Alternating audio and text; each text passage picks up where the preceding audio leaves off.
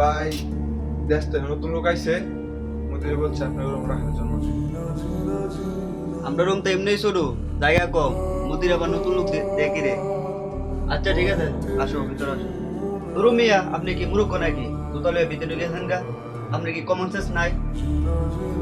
আচ্ছা ভাই, আপনি তো বাইরে রাখতে আসেন। আচ্ছা ভাই ঠিক আছে, দুটোটি বাইরে রেখে আসি।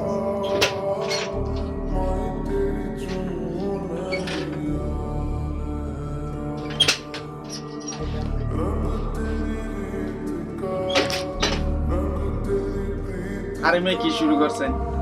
দেশে দেখে একটা নতুন লোক আইছে, বেশ বেশ হইব, আমরা লোক খাওয়া দাওয়া করবো, তারপরে যাওয়ার হইব। ধরু মিয়া, আমরা কি এরকম ধরেছে পঞ্জা হোটেলতে দেখাই তো দুদিন পরে ওপরে মুদির এসব কি শুরু করছে? রুমটা এমনি শুরু, আমরা কি ডিউটি নাই? হয়েছে, বাদ দেন আল্লি বাল্লি।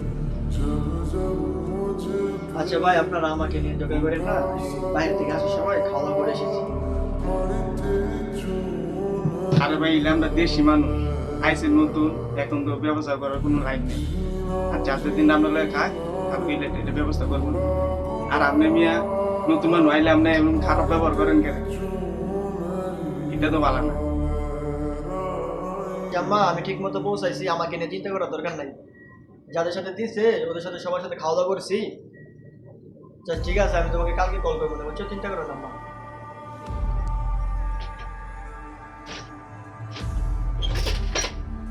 আচ্ছা ভাই, আমার শোয়ার জায়গাটা কোথায়? আমাকে দেখে দিতেন, আমি শুয়ে পড়তাম। আরে ভাই, আপনি আমার জিজ্ঞাসা করেন কে লেগে? আমি তো আপনি আগেই কইছি আমাদের রুমে জায়গা নাই। আপনারা এসে ওনাদের জিজ্ঞাসা করেন, আমি এসব সম্বন্ধ নাই। আচ্ছা দেশি, আজকে আপনি নিচে শোন, কালকে আপনার বেডের ব্যবস্থা করে দেবো। আচ্ছা বেশি নেন পালিশ।